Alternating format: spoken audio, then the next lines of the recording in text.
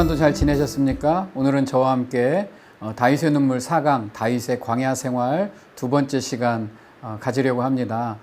지난 시간에 우리가 다윗을 통하여서 제사장이 준비가 되고 선지자가 준비되고 또 왕이 될 다윗이 준비되어지면서 하나님께서 고난 가운데도 무언가 준비하고 계신구나라는 것을 우리가 깨닫게 되었습니다. 오늘은 또 더 계속 이어지는 다윗의 광야 생활을 통하여서 하나님이 어떻게 하나님 나라를 준비하시고 또 다윗을 어떻게 사용하시는지 함께 알아보는 시간 갖도록 하겠습니다. 먼저 광야에서 만나는 다윗과 사울입니다. 그렇게 광야 생활을 하고 그렇게 도망을 다니던 다윗과 사울이 만나는 장면을 우리가 보게 되는데, 다윗이 사울의 옷자락을 베는 사건이 벌어지게 됩니다. 사울이 블레셋 사람을 쫓다가 돌아오매 어떤 사람이 그에게 말하여 이르되 보소서 다윗이 엔게디 광야에 있더이다. 항상 다윗이 어디 있다고 고자질하는 사람, 밀고 하는 사람이 주변에 있는 것을 알게 됩니다. 그런데 사울이 방금 블레셋하고 전쟁을 하고 돌아왔는데도 불구하고 3,000명이나 되는 군대를 거느리고 다윗을 잡으러 오는 장면을 우리가 보게 됩니다. 사울은 항상 불안했어요. 항상 초조하고 항상 조급했습니다. 그런 모습을 우리가 사울을 통해서 볼 수가 있게 됩니다. 그렇게 다윗은 도망가고 사울은 항상 쫓아다니는 입장이 되었지만, 우리는 이 다윗과 사울을 통하여서 항상 상황은 항상 역전될 수 있다라는 것을 배우게 됩니다. 사무엘상 24장 3절에 지금 다윗을 쫓아가는 사울이 어느 날 갑자기 화장실에 가고 싶었던 거예요. 그래서 사울이 뒤를 보러 어느 굴 속으로 들어가게 됩니다. 그런데 마침 그 굴에는 다윗과 그의 일행이 숨어 있던 굴이었다라는 거죠. 기가 막힌 우연이 아닙니까? 그런데 바로 이 기가 막힌 우연과 같은 일들이 상황을 역전시킬 수 있게 만들었다라는 것입니다. 사울은 아무 일 없이 그 동굴에 들어가서 용변을 보게 되고 또 아무 일 없이 나오게 됩니다. 다윗과 그의 사람들이 그를 지켜보고 있다는 것을 전혀 눈치채지 못하고 있었다라는 겁니다. 그래서 사람은 항상 교만하지 말아야 됩니다. 오버하지 말아야 돼요. 왜? 상황은 항상 역전될 수 있거든요. 지금 내가 무엇인가 쫓는 입장이 되었지만 항상 쫓기는 입장이 될 수 있다는 것을 우리는 기억하고 있어야 됩니다. 그래서 인생은 항상 우리가 생각하지 않는 방향으로도 흘러갈 수 있다는 것을 우리는 알 수가 있게 됩니다. 그렇지만 다윗의 입장에서는요, 상황이 바뀌어도 어떤 신앙의 관점은 전혀 변함이 없었습니다. 다윗의 사람들이 이르되 보소서, 아주 찬스입니다. 하나님께서 원수를 지금 다윗의 손에 넘겼습니다. 오늘이 그날입니다 라고 옆에서 조언을 하고 있습니다. 그래서 다윗이 일어나서 사울의 겉옷자락을 가만히 베니라 이렇게 말합니다. 이 부하들이 충심으로 하는 말을 다윗이 들었지만, 다윗은 어떤 사람들의 말에 의해서 움직이는 것이 아니라 다윗이 생각했던 신앙관 그리고 그 철학으로 일을 하였다라는 것을 우리는 알 수 있습니다. 그 방편으로 사울의 옷자락을 조용히 베었다라는 의미가 있습니다. 이 사울의 옷자락을 베었다라는 것은 이 사울의 목숨이 다윗의 손에 들어갔다라는 의미가 있습니다. 사울의 생명이 하나님의 손을 떠났다, 이런 의미도 있어요. 왜? 그 옷자락을 베었다라는 것은 그 생명이 떠났다라는 것을 의미하기 때문에 그렇습니다. 그러니까 다윗이 사울의 목숨을 직접적으로 해하지는 않았지만 내가 그럴 수 있는 권한, 그럴 수 있는 위치에 있었습니다라는 것을 보여주고 있는 것입니다. 사울은 아무 생각 없이 굴 밖으로 나가고 멀리 떨어졌을 때 다윗이 굴 밖으로 나가 사울에게 말합니다. 사울에게 이렇게 외치죠. 다윗이 왕을 해하려 한다고 하는 사람들의 말을 왕은 어찌하여 들으십니까? 사울이 왜 남의 말만 듣고 이렇게 다윗을 쫓아다니느냐고 다윗이 말을 하고 있는 겁니다.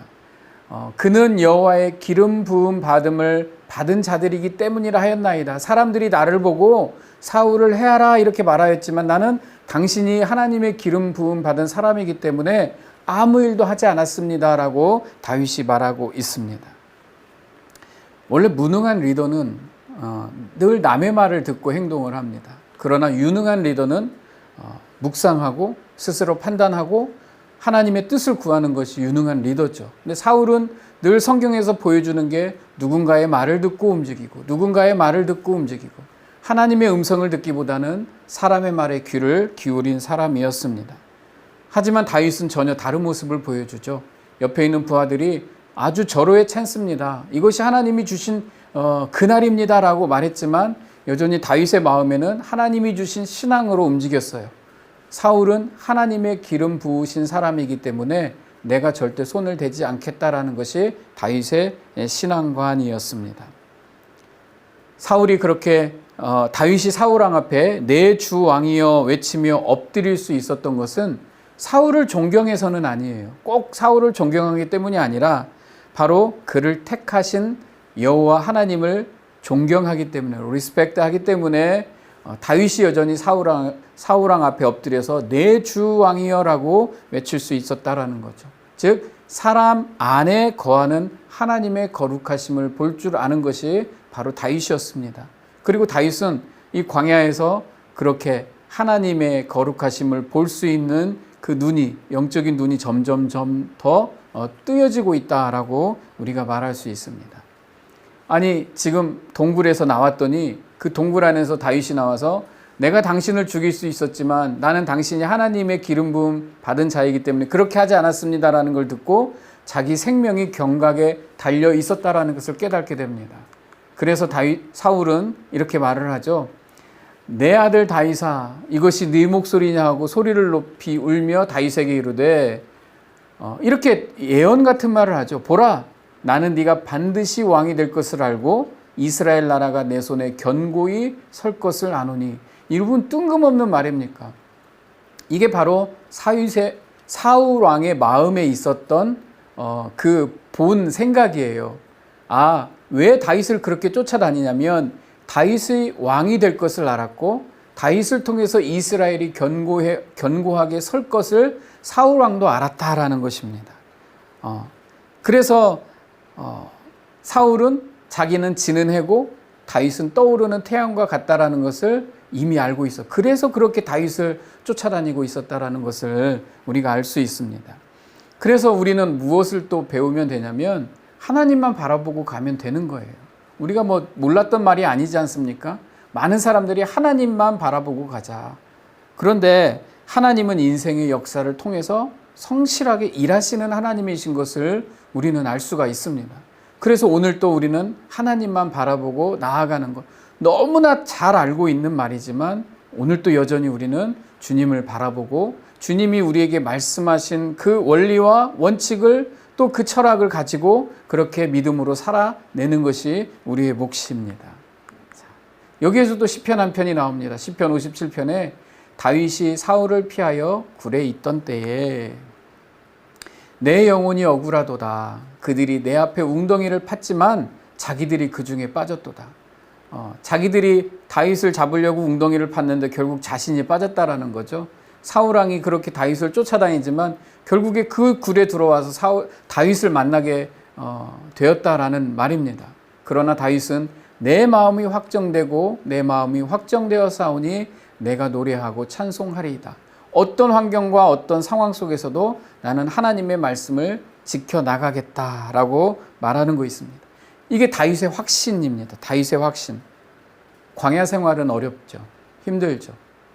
그렇지만 다윗은 지금 성장하고 있는 것을 우리에게 보여주고 있습니다.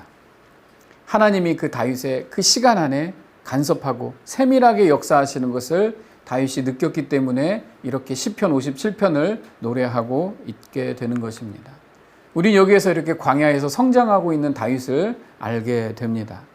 그런데 이렇게 광야의 생활은 짧지 않았어요. 거의 도망자의 삶을 10년 가까이 하는 다윗의 모습입니다. 이 시간을 지금 성경이 이렇게 막 지나가고 있는데 이때 어떤 일이 벌어지냐면 사무엘이 죽는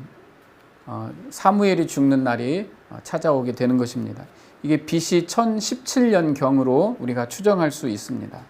사무엘이 죽음에 온 이스라엘 무리가 모여 그를 두고 슬피 울며 라마 그의 집에 그를 장사한지라. 다윗이 일어나 바란 광야로 내려가니라. 사무엘은 마지막 시대입니다. 그러니까 어두움의 시대라고 하는 각자가 자기의 소견에 옳은 대로 행하는 이 시대에 사사시대를 버티고 있던 기둥이 바로 사무엘 선지자였습니다. 그런데 그 사무엘 선지자가 이제 하나님 품으로 떠나게 된 겁니다. 사무엘 선지자가 죽었다라는 것은 이제 사무엘의 역할이 끝났다라는 것이고, 사무엘 사사시대를 대표하는 사무엘 선지자가 죽었다라는 것은 이제는 새로운 왕국, 왕의 시대가 열린다라는 것을 이렇게 미리 예고편처럼 보여주는 장면이 바로 사무엘의 죽음이라고 볼 수가 있습니다. 사람들의 요구로 사울의 왕국이 시작이 됐지만 그것은 실패한 왕국이고, 이제 하나님의 마음에 합한 다윗을 통하여서 하나님이 원하시는 그 다윗의 나라, 하나님의 나라를 세우시려고 하는 장면입니다. 하나님이 이렇게 그 나라를 준비하시는 것을 사울이 느끼고 있었기 때문에 다윗을 그렇게 죽이려 했었던 것이고, 다윗의 나라가 견고해질 것을 사울이 이렇게 자기 입으로 다 말을 하게 되죠. 다윗도 그 부분을 깨닫고는 있었을 것입니다. 그런데 현실은 그렇지 않아요. 왜? 의지할 수 있는 단 한 명의 인물 사무엘이 죽었다라는 것. 우리는 모든 이 스토리를 다 알고 있기 때문에 좀만 버티면 될 텐데 이렇게 알고 있지만 다윗은 그렇지 않습니다. 우리는 이 성경을 통해서 전체 그림을 볼 수가 있죠. 하지만 다윗은 현실이에요.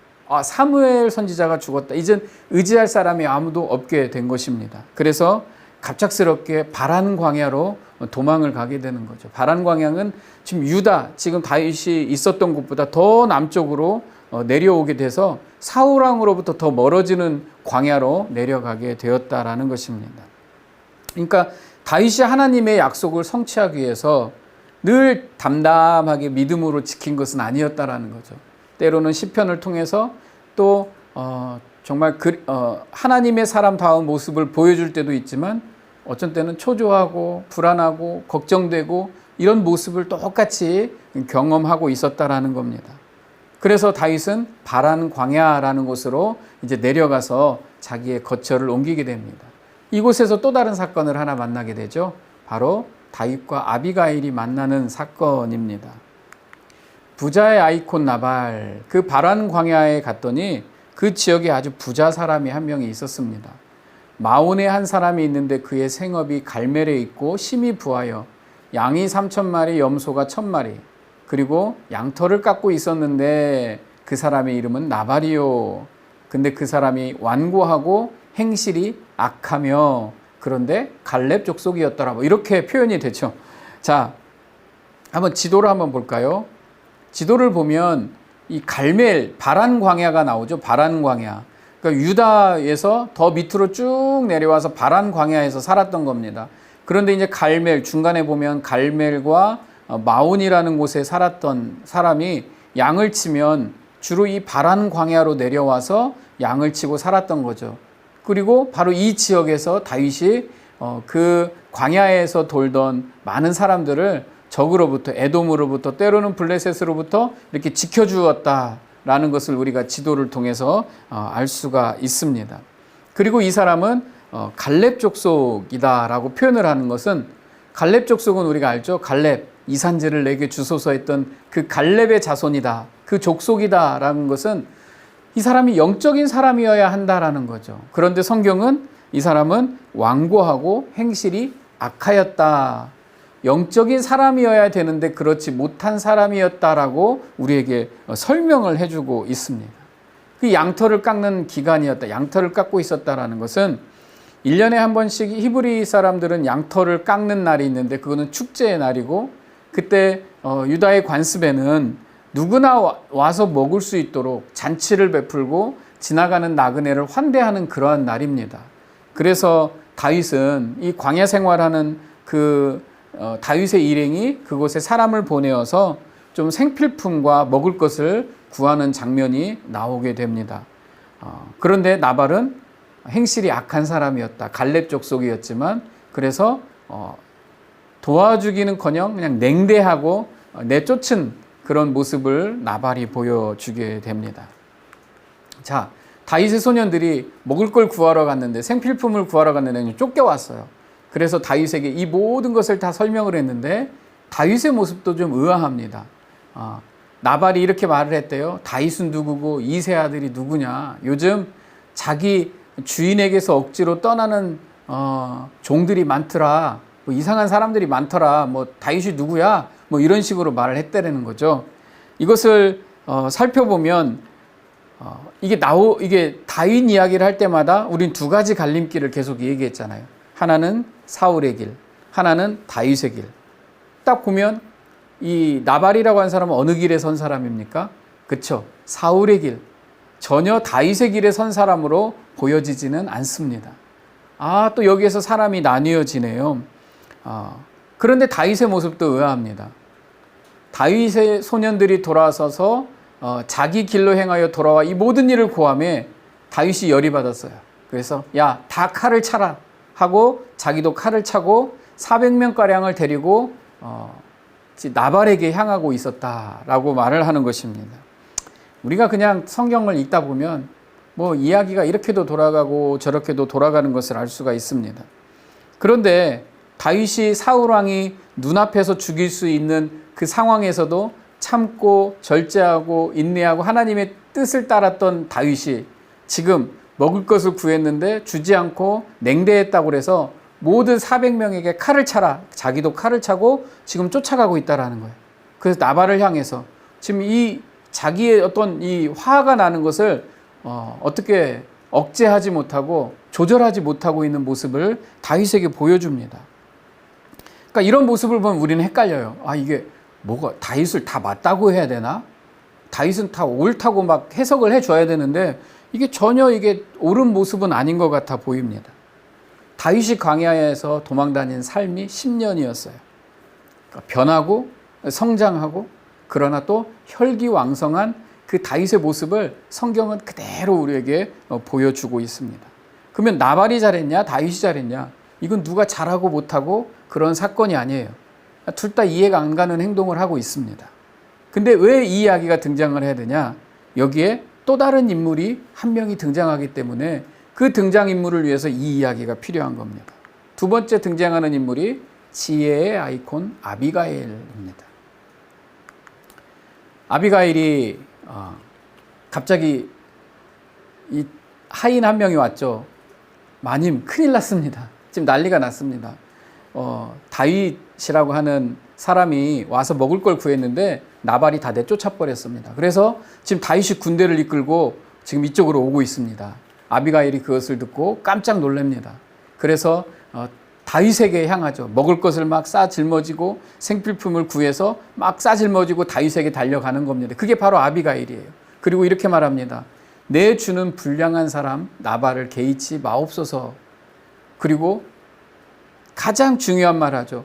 내 주의 손으로 다윗의 손으로 피를 흘려 친히 보복하시는 일을 여호와께서 막으셨으니 내 주의 원수들과 내 주를 해하려는 자들은 나발과 같이 되기를 원하나이다. 이게 무슨 말이냐면 하나님이 하실 일을 다윗이 칼에 피를 묻히지 마라라는 겁니다. 원수를 보복하는 일은 하나님에게 있는 거지 다윗처럼 거룩한 사람에게 있는 것이 아닙니다라고 이 여인이 와서 다윗을 가로막고 있었다라는 겁니다. 그리고 이 일을 나를 통해서 막으셨습니다라고 이렇게 말을 해주죠. 아비가일은 지혜로운 여인입니다. 그리고 다윗을 말리는 거예요. 지금 이러시면 안 됩니다. 이러시면 안 됩니다. 너무 화가 많이 나셨네요. 자, 당신은 거룩한 하나님의 사람이고 정말 하나님의 일을 해야 될 사람이기 때문에 이렇게 막 혈기왕성하게 일하시면 안 됩니다라고 막은 거예요. 그러면서 한 가지 더 말을 하죠. 주의 여종의 허물을 용서해 주옵소서. 여호와께서 반드시 내 주를 위하여 든든한 집을 세우시리니 이는 내 주께서 여호와의 싸움을 싸우심이요 내 주의 일생에서 내 주에게서 악한 일을 찾을 수 없음이니이다. 아비가일은 이렇게 말해요. 다윗의 집이 견고할 것이다. 다윗의 집이 온전하게 설 것이다 라고 말을 합니다. 그냥 남편을 살리기 위한 감언이설이 아니라 세상의 흐름을 영적인 시각으로 정확히 보고 있는 그 시각, 그것을 아비가일의 지혜라고 말하는 겁니다. 다윗을 말리고 자기 집안을 살렸지만 그러나 영적인 시각으로 하나님의 나라가 어떻게 세워질 것을 파악하고 있는 여인이 바로 아비가일이었다라는 거죠. 이때 다윗이 다시 정신을 번쩍 차리게 됩니다. 그리고 다시 한번 하나님의 약속을 향한 어떤 영적인 눈을 다윗이 다시 뜨게 되는 거예요. 왜? 광야 생활에서 많은 적으로부터 사람들을 보호하고 전쟁하고 싸우면 얼마나 사람이 강팍해지겠어요. 혈기왕성한 자기의 분노를 다스리지 못하는 사람이 되었을 때에 다시 한번 자기를 돌아보고 영적인 눈을 들어서 하나님을 바라보게 되고, 그것을 만들어준 게 바로 아비가일이었다라는 겁니다. 다윗의 집은 혈기와 육신의 정욕으로 만들어지는 집이 아니라 바로 하나님의 은혜와 축복으로 세워지는 나라여야 한다라는 것을 다윗이 다시 한번 깨닫게 되었다라는 거죠. 아비가일의 지혜는 다윗의 영적인 눈을 뜨게 하였습니다. 자, 우린 또 여기서 또 알 수 있죠. 나발은 사울의 길을 대표한다.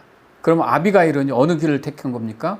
다윗의 길을 대표하고 있는 거죠. 아, 성경은 이렇게 쪼개서 보여줘요. 심지어 나발과 아비가일이 부부였음에도 불구하고 한 명은 다윗의 길, 한 명은 사울의 길을 택하게 된 것을 우리는 볼 수가 있습니다. 이렇게 세상은 하나님의 나라와 세상 나라로 갈라지게 돼 있어요. 우리는 성경을 통해서 그것을 볼 수가 있어야만 합니다. 자, 이렇게 다윗의 집이 견고해지게 되는 겁니다. 사무엘상 25장 38절, 한 열흘 후에 여호와께서 나발을 치심에 그가 죽으니라. 자, 일단락이 됐습니다. 나발에 대한 심판은 하나님이 하셨습니다. 다윗이 성급하게 보복했다면 그 모든 짐을 다윗이 다 안아야 됐을 거예요. 왜? 이 유다 지방은 솔직히 자기 영역 아니에요. 근데 거기에서 한 사람의 영역을 다 만약에 다윗이 와서 그 분노를 억제하지 못하고 다 몰살시켰다면 이건 다윗의 명예에도 먹칠이 되는 겁니다. 그러나 그렇게 하지 않았다라는 거죠. 아비가일 때문에 불필요한 혈기를 다스릴 수가 있었습니다. 그래서 나발이 죽자마자 다윗은 아비가일을 아내로 맞이하게 됩니다.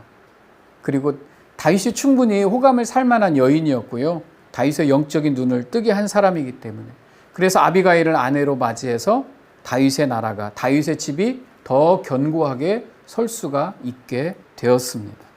아비가일은 이렇게 반응합니다. 아비가일이 급히 일어나서 뭐라고 다윗의 아내가 되니라.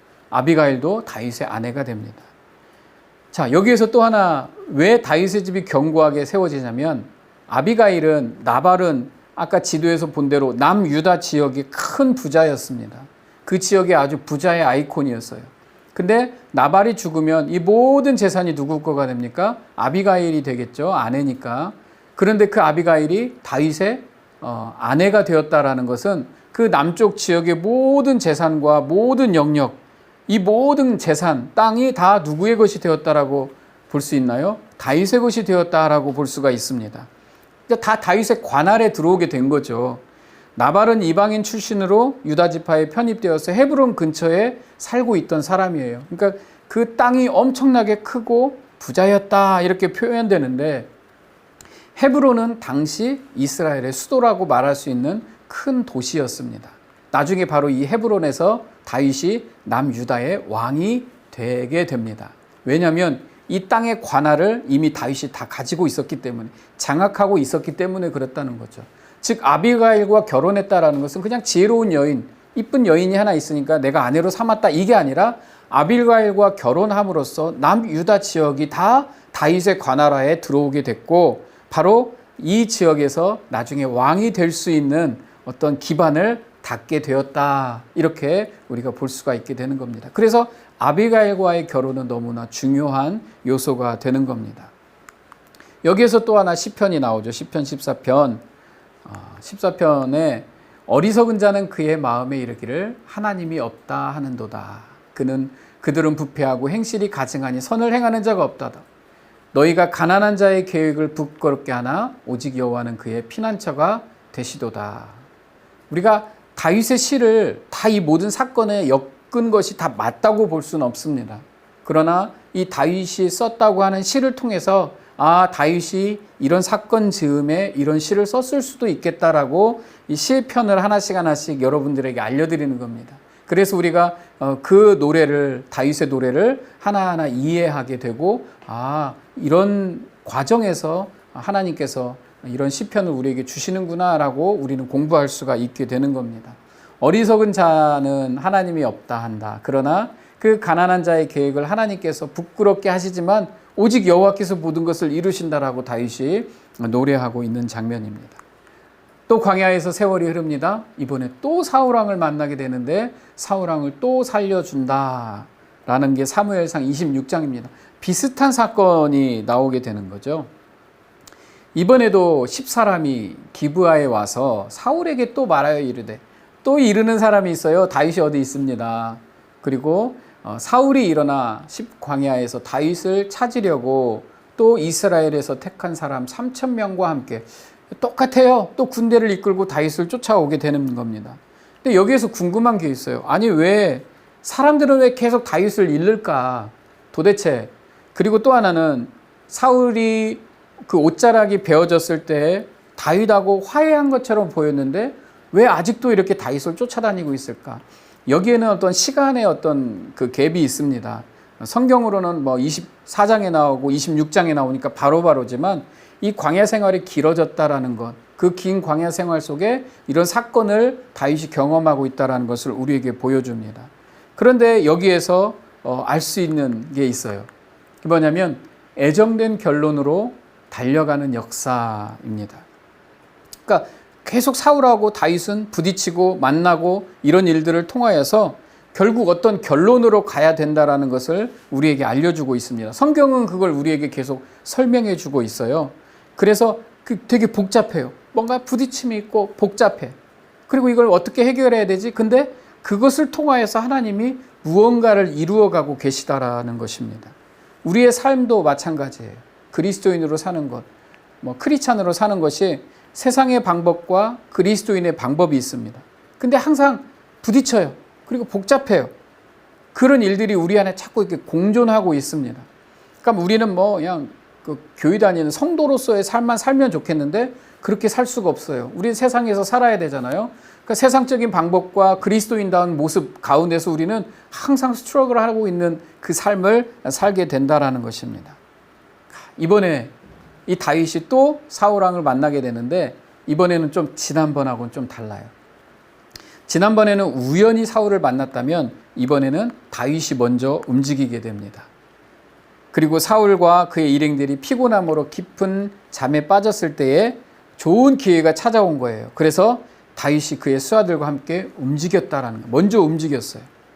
다윗과 아비새가 밤에 그 백성에게 나아가 본즉 사울이 다 자고 창은 머리 곁 땅에 꽂혀 있고, 자, 또 뭐라고 합니까? 그의 수하들이 하나님이 오늘 당신의 원수를 당신의 손에 넘겼습니다. 오늘이 기회입니다. 찬스입니다. 이렇게 말합니다. 두 번 찌를 것도 없습니다. 한 번에 딱 끝냅시다. 이렇게 말을 하는 거죠. 그런데 다윗의 생각은 우리가 잘 알듯이 달랐어요. 누가 무슨 말을 하든지 하나님이 원하시는 그 하나님이 가장 좋다고 생각하는 그 방법대로 다윗은 움직이고 있었다라는 것입니다. 죽이지 말라. 누구든지 손을 들어 여호와의 기름 부음 받은 자를 치면 죄가 없겠느냐. 다윗의 신앙은 확고했습니다. 다윗은 사울의 목숨을 하나님 손에 맡겼어요. 나발이라는 사람에게는 막 분노를 드러내서 막 내가 몰살시키겠다고 이랬던 다윗이 그렇게 연약한 사람이었습니다. 그런데 아비가일을 통해서 다윗은 깨닫게 되는 거죠. 그분이 해결하실 거고 원수도 보복도 하나님이 하실 것이다. 그러니까 하나님 손에 맡길 수 있는 영적인 성숙함을 다윗이 다시 드러내는 거죠. 그래서 이렇게 막 분노하는 다윗, 분노할 줄 아는 다윗, 혈기왕성한 다윗이었지만 이렇게 하나님의 뜻에 따라서 자기를 조절하고 하나님의 뜻을 따라가는 다윗, 이렇게 성장하고 있는 모습을 보여주는 것입니다. 그래서 이번에도 사울의 머리맡에 있는 창과 물병만을 가지고 나오게 되는 것이죠. 다윗은 이렇게 믿음의 선한 싸움을 싸우고 있는 과정입니다. 좌충우돌이에요. 늘 잘하는 게 아니에요. 실패해요. 그런데 또 그 안에서 어떻게든 하나님의 뜻대로 살려고 선한 싸움을 싸우고 있는 모습을 보여줍니다. 다윗이 사울을 죽일 수 있는 기회가 2번이나 있었지만 그렇게 하지 않았습니다. 근데 하나님은 왜 이렇게 2번이나 만나게 해주셨을까? 성경에는 왜 이걸 이렇게 2번이나 기록을 해놓았을까? 다윗이 처음 동굴에서 사울을 만날 때는 우연이었어요. 우연히 만났는데 사울을 살려줬네요. 야, 다윗이 참 심성이 좋네, 성품이 좋네, 이렇게 말할 수도 있습니다. 그런데 두 번째는 다윗이 먼저 움직였어요. 그리고 움직여서 정말 자기가 움직여서 죽일 수 있는 찬스에서도 그렇게 하지 않았어요. 이제 인내했어요. 그리고 사울을 용서했습니다. 다윗이 점점 성장하고 있다는 것을 느끼는 장면, 이 사건을 통하여서 다윗의 달라진 모습을 조금씩 우리에게 보여주고 있는 것입니다. 이제 다윗의 마음에는 억울한 마음으로 정말 내가 이러고 싶은데 안 한 게 아니라 이제 다윗에는 마음이 점점 정리가 되고 있어요. 신앙이 정리가 되고 있어요. 그래서 인내와 용서의 마음조차도 이 하나님께서 만들어주신 것이다라는 것을 우리에게 보여주고 있어요. 성숙하다라는 거죠. 그리고 내가 이번에 사울왕을 놓쳐서 다음에 또 위험한 순간이 온다 할지라도 하나님께서 분명하게 지켜주실 것이다라는 다윗의 신앙이 여기에서 보여지게 되고 이것이 모든 사람에게 알려지게 된 거예요. 자, 우리 마음에 우리도 예수님 믿잖아요. 우리가 고결하고 우리가 되게 잘해서 예수 그리스도의 성품을 가지고 있는 게 아닙니다. 내 능력이나 내 경건으로 만들어지는 게 아니다라는 것이에요. 그냥 내주하시는 성령께서 우리를 만들어 가시는 거예요. 정말 연약한데 부족한데 하나님께서 내 마음속에서 계속 두드리셔서 내가 정말 경건의 길로 그냥 이렇게 점점 가는 거지, 내가 막 굉장히 잘났기 때문에 난 경건한 사람으로 살아가는 게 아니다라는 겁니다. 만약에 여러분 마음에, 우리 이 강의를 듣는 성도님들 마음에 그런 어떤 갈등이 있다면 정상입니다. 우리는 그 갈등을 통해서, 그 스트러글함을 통해서 더 하나님 앞에 가까이 나아가는 삶을 살게 되는 것입니다. 그리고 그렇게 살아가면서 우리 마음에 예수 그리스도의 이름이 점점 굳건해지는 거예요. 그러니까 다윗의 모습을 통해서도 하나님의 약속, 하나님의 이름, 하나님의 영광이 다윗 안에서 점점 이렇게 단단해지는 것을 우리가 볼 수 있게 됩니다. 이렇게 또 다윗과 사울이 다시 만났죠. 그리고 사울 왕이 또 미안해, 난 너를 사랑하는데 내가 왜 이랬지, 또 이러고 막 헤어집니다. 자, 그런데 이제 마지막 문구가 이렇게 돼 있어요. 다 또 지난번처럼 아무 일도 일어나지 않고 다윗은 자기 길로 가고 사울은 자기 곳으로 돌아가니라. 성경은 이걸 보여주는 거예요. 어떤 사건을 보여주는 게 아니라 사울의 길과 다윗의 길이 이렇게 다르다라는 것을 계속 성경은 우리에게 되풀이해서 보여주고 있습니다. 그리고 이 역사를 통해서 또 하나 보여주는 게 있죠. 다윗은 이렇게 사울의 길로 가고 다윗의 길로 갈 때 사울이 나중에 죽었을 때 다윗이 전혀 관여하지 않았다는 것을 이 역사를 통해서 이 성경을 읽는 사람, 이 역사서를 읽는 사람들에게 정확하게 알려주고 있는 거예요. 다윗은 사울을 죽이지 않았어요. 죽이고 싶지도 않았어요. 이 근거를 다 남겨놓는 겁니다. 왜? 사울이 이제 곧 죽을 거기 때문에. 그래서 역사는 막 확고하게 하는 거예요. 다윗은 사울을 죽일 마음이 없었다.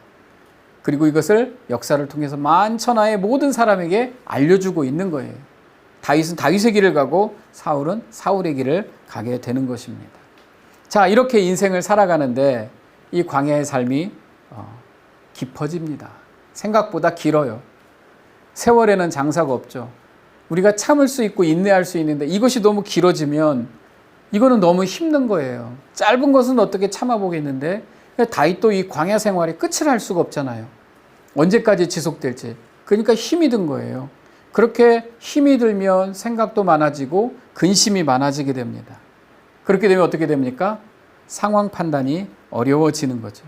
그래서 다윗이 갑자기 뜬금없이 방향 전환을 하게 됩니다. 그래서 어디로 도망가냐면 블레셋으로 도망을 가게 됩니다. 이게 두 번째 블레셋이죠.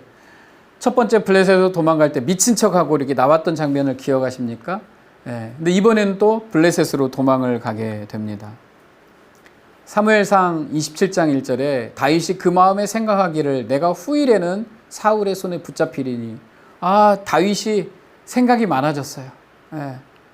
그 마음이, 하나님의 마음이 견고해지고 단단해지기는 하는데 역시 인간이에요. 연약해요. 그래서 내가 언젠가는 사울에게 잡히겠구나. 정말 이제는 여기서 벗어나고 싶어. 그래서 가는 곳이 블레셋이었다라는 겁니다. 다윗은 정말 이 광야 생활에, 이 깊어지는 광야 생활의 어떤 그 고뇌를 우리가 이 다윗을 생각하면서 공부하면서 좀 알아야 될 것 같습니다. 우리는 이제 막 지나가니까 그것을 모르는데, 우리 인생도 길어져서 깊어지는 고뇌가 있듯이 다윗도 그 깊어지는 고뇌를 통해서 블레셋으로 도피처를 삼아서 가게 되는 겁니다. 그런데 뭔가 좀 달라지는 게 있어요. 첫 번째하고는, 두 번째하고는. 그게 뭐냐면, 이번에는 그냥 단순한 실수로 가는 게 아니에요. 그냥 막 어쩔 수 없는 상황에 내 몰려서 도망을 간 게 아니었다라는 겁니다. 다윗이 일어나 함께 있는 사람 600명과 더불어 가드왕, 블레셋왕 아기스에게로 건너가니라, 이렇게 말을 합니다. 혼자가 아니었어요, 다윗이. 이제는 무책임한 행동을 한 게 아니라 이제는 이 600명을 거느려야 되는 어떤 책임감이 있었기 때문에 누군가의 도움이 필요했고 그늘이 필요했고, 그래서 어쩔 수 없이 블레셋으로 간 것을 우리가 볼 수가 있습니다. 그렇게 다윗에게는요, 이 시글락이라는 곳에 정착을 하게 됩니다.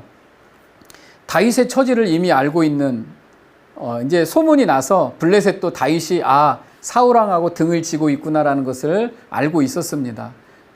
그래서 또 600명이라는 사람들을 데리고 왔을 때 블레셋 왕의 입장에서는 다윗이 내 편만 되어준다면 이게 블레셋에게는 엄청난 힘이 될 수 있겠구나라는 것을 이제 알게 됐죠. 그래서 다윗을 받아주게 되는 것입니다. 그리고 그 다윗의 일행에게 살 수 있는 한 시리, 타운을 주는데 그게 바로 시글락이라는 곳이에요. 그래서 사무엘상 27장 6절에는 아기스가 그날에 시글락을 그에게 주었으므로 시글락이 오늘까지 유다 왕에게 속하니라. 바로 그것이 이제 다윗과 그 일행이 정착을 하고 살다가 나중에 유다에 이렇게 예속되는 그런 도시가 되게 되었다라는 것입니다.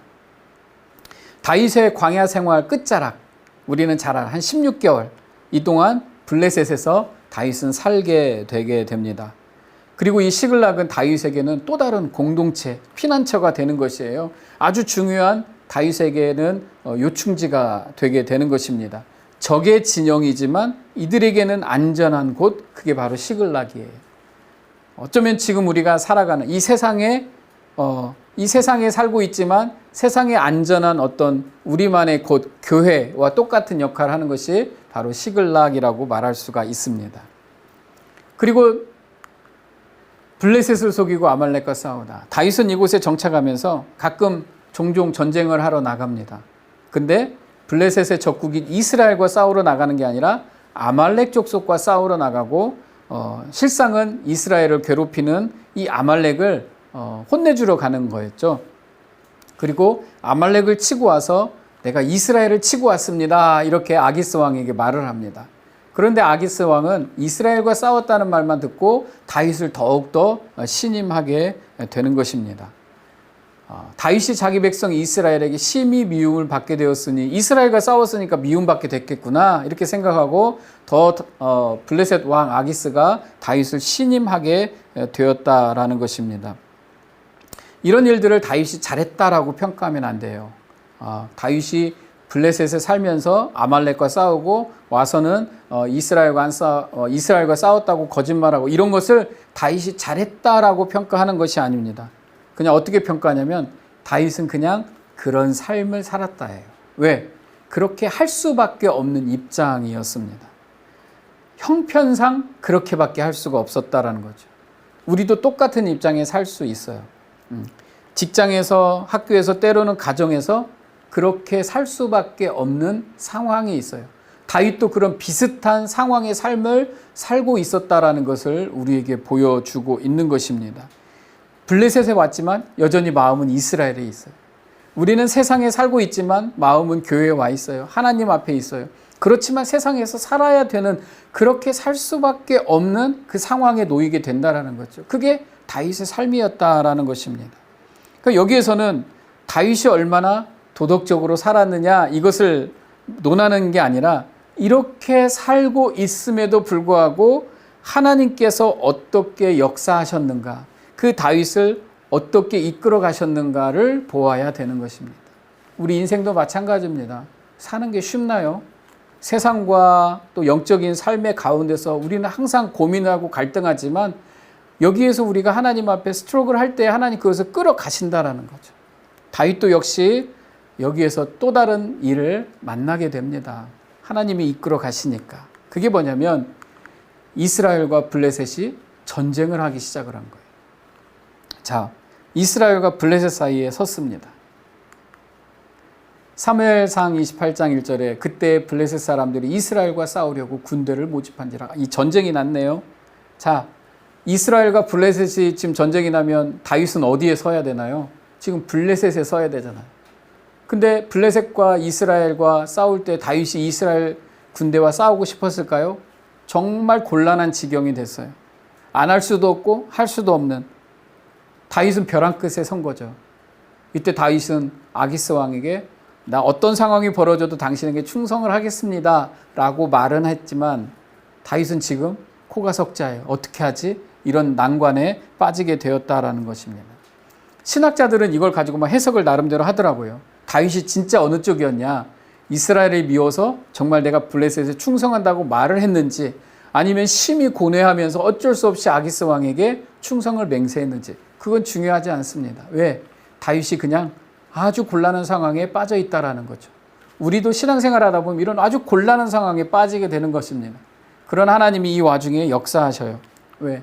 다른 신하들이 다윗을 믿지 못했어요. 블레셋에 있는 다른 사람들이 여전히 색안경을 끼고 다윗을 보고 있었던 것입니다. 블레셋 사람의 방백들이 그에게 노한지라. 블레셋 방백들이 그에게 이르되 이 사람을 돌려보내어 왕이 그에게 정하신 그 초소로 가게 하소서. 아기스 왕이여, 다윗은 좀 돌려보내죠. 다윗은 전쟁에 나가면 안 되죠. 전쟁터에 나가서 갑자기 돌변해가지고 우리하고 싸우면 우리 어떻게 됩니까? 다윗은 안 됩니다 하고 막 반대를 하기 시작한 거예요. 그래서 결국 다윗은 전쟁에 참여하지 못하고 그냥 자기들이 있는 거처 시글락으로 돌아오게 되어만 했다라는 것입니다. 다윗에게는 아주 다행스러운 일이었죠. 자기 민족에게 칼을 겨누는 일을 피할 수가 있게 된 것입니다. 그래서 전쟁터에 참여하지 못하고 자기 거처인 시글락으로 돌아와야만 하게 된 겁니다. 근데 아세요? 바로 이 전쟁에서 사울 왕이 죽게 되는 겁니다. 다윗이 만약에 이 전쟁을 참여했다면 어떤 이유에서든지 다윗이 직접적으로 했든 안 했든 다윗이 사울을 죽이는 꼴이 되었다라는 거예요. 그런데 다윗이 이 전쟁에 참여하지 않게 되었다라는 것을 이 역사를 통하여서 정확하게 보여주고 있어요. 왜? 다윗은 사울 왕의 죽음에 전혀 관여하지 않았다라는 것을 우리에게 보여주고 있는 겁니다. 사울 왕국은 다윗의 손에 거치지 않고 다윗의 손을 거치지 않고 멸망하게 된 것을 보여주는 거예요. 역사서가. 다윗이 사울을 2번이나 살려준 것도 다윗은 사울의 죽음에 관여하지 않았다라는 것이고, 그리고 이 이스라엘과 블레셋의 전쟁에 다윗이 참여할 수가 없었다라는 것도 다윗이 사울의 죽음에 전혀 관여하지 않았다라는 것을 우리에게 보여주고 있습니다. 왜 이것을 보여주냐면 다윗이 나중에 온 이스라엘의 유다와 이스라엘을 통틀어서 왕이 되기 위해서는 사울 왕을 죽이는 역할을 하면 안 되기 때문에 그래요. 그래서 역사는 이것을 분명하게 밝히고 있는 겁니다. 다윗은 전혀 상관이 없는 사람이다. 그래서 하나하나 이것을 뜯어서 다윗과 전혀 상관이 없는 일임을 우리에게 보여주고 있는 것입니다. 자, 이렇게 다윗은 시글락으로 다시 돌아오게 되죠. 휴, 다행이다 하고 돌아오게 되는데 여기에서 악연처럼 따라붙는 아말렉, 그리고 다윗의 눈물이 다시 한번 등장하게 됩니다. 다윗의 거처 시글락을 덮친 아말렉. 자, 600명의 사람들이 야, 다행이다, 다행이야, 정말 이렇게 하고 우리 이제 시글락으로 빨리 돌아가자, 우리 가족들이 있는 곳으로 돌아가자 하고 왔더니 그 사이에 아말렉이 시글락을 덮쳐서 모든 것이 황폐하고 모든 사람들을 다 포로로 끌어갔다라는 것입니다. 여기에서 항상 빠지지 않는 족속이 아말렉 족속입니다. 아말렉 족속. 이게 다음에 한 번 더 아말렉 족속을 설명을 하겠지만 사울 왕에게도 악연처럼 따라다니는 게 아말렉이었어요. 그런데 그 아말렉이라고 하는 존재가 다윗의 영역에서도 끈질기게 따라붙게 됩니다. 이 아말렉이 가지고 있는 어떤 영적인 의미가 있습니다. 이것을 다음 시간에 조금 더 자세하게 설명을 하겠습니다. 자, 다윗과 그의 사람들이 사흘 만에 시글락에 왔는데 다 황폐해져 있고 자기 가족들은 다 포로로 끌려갔어요. 얼마나 낙심이 됐는지 사람들이 다윗과 그와 함께한 백성이 울 기력이 없도록 소리를 높여 울었더라. 막 성경에 내놓고 울었더라. 이렇게 나오는 장면이 정말 이게 최고조입니다. 이게 얼마나 힘들었을까요, 이 사람들이. 다윗과 그 일행들이 블레셋 그 많은 우리가 뭐 사극이나 드라마를 보면 막 군대들이 모여 있는데 야, 이제 출전한다 막 하고 이러고 있을 때 얼마나 자기가 자기 민족과 전쟁을 하러 나가야 되는 그 상황이 얼마나 다윗뿐만 아니라 그 사람들에게 스트레스가 되었을까요? 그런데 아무튼 우여곡절 끝에 간신히 그 상황을 벗어나서 집에 왔어요. 기진맥진해서 온 거죠. 그런데 가족들이 다 그 상황이 벌어진 겁니다. 얼마나 낙심됐을까요? 블레셋이라고 하는 적국 안에서 얹혀 사는 그 불안감도 있죠. 한치 앞서 볼 수 없는 좌절감도 있습니다. 그리고 삶이 언제까지 지속될지 잘 모르는 허탈감도 있어요. 그렇게 피곤하고 지친 상태에 가족의 생사조차 알 수 없는 이 가득 찬 슬픔이 그냥 그 사람들이 다 남자들일 거 아니에요. 다 울었다. 소리 높여 울었다. 울 기력이 없을 때까지 울었다라고 나오는 장면입니다. 다윗도 같이 울었대요. 다윗은 어떻게 얼마나 힘들었을까요?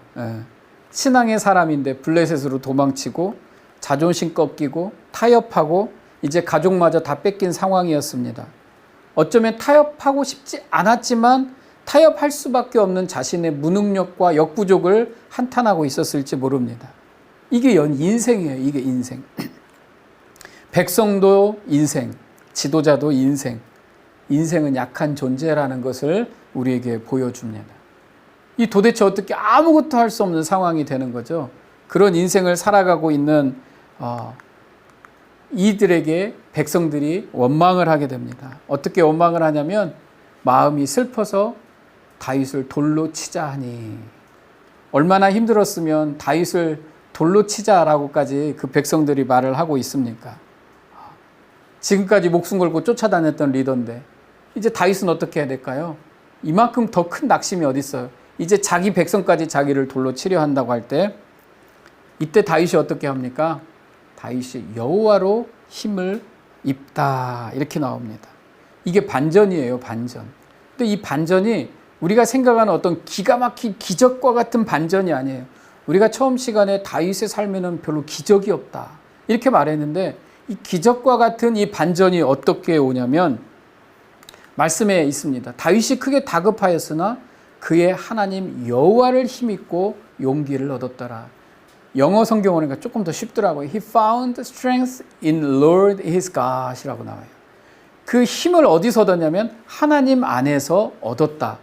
뭐 갑자기 하늘에 구름이 몰려오고 번개가 치고 막 갑자기 힘을 받아서 생긴 게 아니라 그냥 하나님 안에서 다윗이 힘을 얻었다라고 이렇게 나옵니다. 그리고 다윗이 여호와께 묻자와 이르되 내가 이 군대를 추격하면 따라잡겠습니까? 하나님께 여쭤보는 거예요. 주님 앞에 매달리는 겁니다. 여호와께서 그에게 대답하시되 그를 쫓아가라. 내가 반드시 따라잡고 도로 찾으리라. 여러분 이게 뭐 어디 대단한 거에서 찾은 게 아니잖아요. 내가 하나님을 의지하고 바라보던 그 믿음과 신앙 안에서 내 안에 내주하시는 하나님 안에서 힘을 얻었다라는 것입니다. 우린 어렵고 힘들면 항상 밖에서 어떤 힘을 얻기를 원하잖아요. 그런데 심지어 다윗조차도 in God, 하나님 안에서 스트렝스를 받았다, 힘을 얻었다라고 표현을 하는 것입니다. 사랑하는 성도 여러분, 우리에게 힘은 우리 안에 계신 하나님 안에 있습니다. 믿으시기를 축원합니다. 그 안에서 힘을 얻는 거예요. 그래서 하나님 앞에 기도하고 하나님 앞에 여쭤보고 하나님 앞에 다시 한번 의지하고 그렇게 하나님께 내 모든 것을 맡길 때 하나님께서 이루시고 우리의 의와 우리의 공의를 정오의 빛같이 우리에게 비추신다라고 말씀을 하시는 그 말씀이 우리에게 임하는 것입니다. 자, 나에게는 소망이 없는데 하나님께 소망을 두고 그 하나님 안에서 소망을 발견한 겁니다.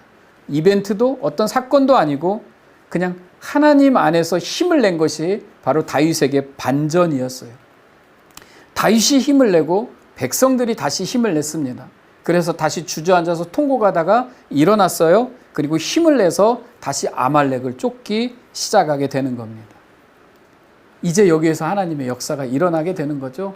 바로 브솔 시냇가의 은혜라고 하는 장면입니다. 다윗과 그와 함께한 600명이 이제 쫓아갔어요. 어디로 갈지 모르겠죠. 브솔 시내에 이르러서 이제 너무 피곤했던 모양이에요. 너무 지쳐 있었기 때문에, 지금 블레셋에서 바로 돌아왔기 때문에 너무 지쳤어요. 막 아말렉이 어디로 갔을 거다고 쫓아가는데 그때 200명이 너무 피곤해서 낙오하게 됩니다.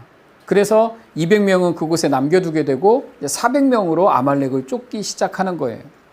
참 이게 어려워요. 사실 이게 한 명이라도 더 필요하지 않습니까? 아말렉을 쫓아가서 또 다른 전쟁을 해야 되면. 그런데 이 현실은 고단해요. 200명이 이제는 더 이상 움직일 수 없을 정도로 이제 낙오하게 되는 거죠. 너무 피곤하고 지쳐서. 그래서 400명, 숫자가 줄었네요. 400명으로 아말렉을 쫓아가게 되는 겁니다. 이제 사람의 힘이 아니죠. 또 하나님의 은혜입니다. 이 다윗의 공동체가 회복하는데 어디에서 시작되냐면 우연한 만남에서 시작이 되는 겁니다. 무리가 들에서 애굽 사람을 하나 우연히 만나게 됩니다. 그래서 그 사람을 데려다가 떡을 주어서 물을 먹게 하고 힘을 얻게 하죠. 그리고 물어봅니다. 이 사람에게 너 자초지종을 물어봅니다. 너 어디서 왔니? 너 어떤 사람이냐? 이렇게 물어봤는데 이 사람이 바로 아말렉 족속에게 버림받은 노예였다라는 겁니다. 이 기가 막힌 또 하나님의 일들이 벌어지는 거죠. 아말렉을 어디로 도망갔는지 사실 알 수가 없잖아요. 빨리 찾아야 되는데, 그런데 그 아말렉에서 버림받은 노예를 찾게 되고 그 사람을 통해서 아말렉의 행방을 알게 되었다라는 것입니다. 다윗의 일행은 즉각적으로 추격을 하게 되고 그 아말렉 족속이 어디 있는지 알게 됩니다. 그들은 완전히 지금 막 포로로 잡아오고 많은 전리품 때문에 이제 풀어져 가지고 어느 광야에서 이러고 있었던 모습을 보게 됩니다. 그래서 다윗이 바로 쳐서 그 아말렉을 물리치고 모든 가족을 한 사람도 빠짐없이 그대로 돌려받게 되는 장면이 나오게 됩니다. 사무엘상 그가 다윗을 인도하여 내려가니 그들이 온 땅에 편만하여 블레셋 사람들의 땅과 유다 땅에서 크게 약탈하였으므로 말미암아 먹고 마시며 춤추는지라 다윗이 새벽부터 이튿날 저물 때까지 그들을 치매 낙타를 타고 도망한 소년 400명 외에는 피한 사람이 없더라. 그냥 완전히 다 하고 다 도로 찾아왔다라는 것을 말하게 되는 겁니다. 아니 이게 정말 다윗의 일생을 보면, 저도 이 말씀을 준비하면서 보면 롤러코스터 같아요. 아니 언제는 정말 이 전쟁을 나갈 것 같은 긴장감에서 아유 다행이다 했는데 집에 오니까 완전히 가족들이 다 포로로 끌려가고 난장판이 돼 있어서 다시 긴장을 하고 있는데 다시 찾아왔어요. 그리고 다시 계속 오르락내리락 하는 이 광야의 삶을 다윗이 살고 있었다라는 겁니다. 근데 이 삶이 바로 저와 여러분의 삶이에요. 우리는 잘 되는 것 같다가도 안 되고 안 되는 것 같다가도 잘 되는 게 우리의 삶이기 때문에 우리 인생은 롤러코스터와 같은 삶을 살고 있게 되는 겁니다. 항상 이렇게 복병 같은 일들이 퍼지게 되는 것이에요. 그래서 정말 다행히 모든 가족을 다 데리고 이제 복귀하게 되는 것입니다. 이렇게 복귀하고 있을 때 아까 중간에 200명이 낙오한 곳이 있었잖아요. 그 200명이 낙오한 곳에 이르렀어요. 그리고 전리품과 가족들을 다 다시 만나게 됐는데 이 전리품을 또 이제 전쟁에서 얻은 물품을 나눠야 되는데 이 400명이 억울한 거예요. 왜? 200명은 전쟁터에 참석하지도 않았는데 이 전리품을 왜 똑같이 나누느냐, 이런 컴플레인을 하게 되는 거죠. 이때 다윗이 이 또 다른 이 롤러코스터 같은 이 상황에서 다윗이 하나의 결정을 내리게 됩니다. 이게 선물로 받은 은혜, 이렇게 제가 했는데 그 사람들은 충분히 이해할 만한 요구를 한 거죠. 전쟁터에 나간 사람들이 더 수고했으니까 가지 않았던 200명과 똑같이 나눌 수 없다. 그런데 다윗이 이런 결정을 합니다. 다윗이 이르되 나의 형제들아, 여호와께서 우리를 보호하시고 우리를 치러 온 그 군대를 우리 손에 넘기셨은즉 누가 했다고요? 여호와께서 하셨다는 거죠. 그가 우리에게 주신 것을 너희가 이같이 못하리라. 이 일에 누가 너희에게 듣겠느냐? 전장에 내려갔던 자의 분깃이나 소유물 곁에 머물렀던 자의 분깃이 동일할지니 같이 분배할 것이니라. 다윗이 여기서 뭐라고 말하냐면 이 일은 우리가 한 게 아니다. 하나님이 하신 일이다. 하나님이 우리로 아말렉이 어디 있는지 알게 하셨고 쫓아가게 하셨고 이기게 하셨고 모든 가족과 전리품을 다시 찾게 하셨다. 근데 우리가 여기에 무슨 권한이 있고 무슨 말을 하겠느냐? 전쟁터에 나간 사람이나 나가지 않은 사람이나 우리는 이것이 은혜이기 때문에 똑같이 나눠 가질 것이다 라고 말을 하고 있었다라는 것입니다. 마치 이거는 우리에게 주신 하나님의 구원이 동일하다라는 것을 말해주고 있는 모습하고 똑같습니다. 우리가 뭘 잘해서 구원받은 게 아니라 우리는 정말 하나님 앞에서 다 부족한 사람이지만 하나님이 선물로 주셨기 때문에 구원을 받은 것입니다. 그것이 우리에게 은혜죠, 은혜. 그래서 다윗이 이 모든 부분을 이렇게 규례로 삼아버립니다. 그날부터 다윗이 이것으로 이스라엘의 율례와 규례를 삼았더니 오늘까지 이르니라. 아니, 이 분깃을 나누는 것이 규례로 삼아버렸다라는 것입니다. 그리고 다윗은 이 전리품을 누구에게도 나눠주냐면 그 유다에 있는 그 지역에 있는 모든 사람들에게 그 전리품을 다 나누어 줍니다. 그리고 여호와의 원수에게서 탈취한 것을 너희에게 선사하노라. 이게 바로 이 선물로 받은 은혜입니다. 이것을 다 동일하게 분배하고 있는 모습을 보여주고 있습니다. 다윗의 왕국, 다윗을 통해서 세워지는 하나님의 나라는 이 하나님의 은혜가 값없이 모두에게 동일하게 주어졌다라는 것을 우리에게 보여주고 있는 것입니다. 우리가 믿는 킹덤 드림, 하나님의 나라가 이루어지는 것은 그 안에 있는 모든 사람들이 동등한 거예요. 동등한 거. 그 은혜가 하나님의 은혜로 선물로 받은 것이기 때문에 동등하게 주어지는 것입니다. 다윗의 삶은 좌충우돌하는 삶인 것 같습니다. 그런데 하나님 나라를 이게 설립하고자 하시는 그 하나님의 개입, 또 하나님의 계획, 그 하나님의 섭리 안에 이 다윗이 그 궤도 안에 들어가 있는 모습을 우리가 꼭 보는 것 같아요. 아, 이게 뭔가 막 돌아가는데 이게 그냥 막 이렇게 흩어져서 돌아가는 게 아니라 어떤 하나님의 계획 가운데 다윗이 들어가 있는 듯한 모습을 느끼게 된다라는 거죠. 이 다윗의 말씀을 통해서 우리 인생도 마찬가지입니다. 때로는 아프고 지치고 내 뜻대로 안 되지만 우리 인생이 좌충우돌하는 것 같지만 우리는 하나님의 계획과 섭리와 그 하나님의 궤도 안에 이끄시는 궤도 안에 우리는 들어가 있음을 우리는 이 공부를 하면서 배워야 되는 것입니다. 그래서 사랑하는 성도 여러분, 다윗을 공부하면서 용기를 내십시오. 힘을 내십시오. 인생은 어렵습니다. 맞습니다. 인정합니다. 그러나 우리는 하나님이 계획하시는 섭리와 그 역사를 이끌어 가시는 궤도 안에 들어와 있습니다. 우리는 그 안에서 하나님을 따라가는 겁니다. 하나님 안에서 힘을 내고 힘을 얻어서 용기를 내어서 이 땅을 살아가는 겁니다. 그렇게 우리는 승리하게 되는 것이죠. 그렇게 해서 사울 왕국은 저물고 다윗 왕국이 서는 우리 다음 주 강의로 넘어가게 되는 것입니다.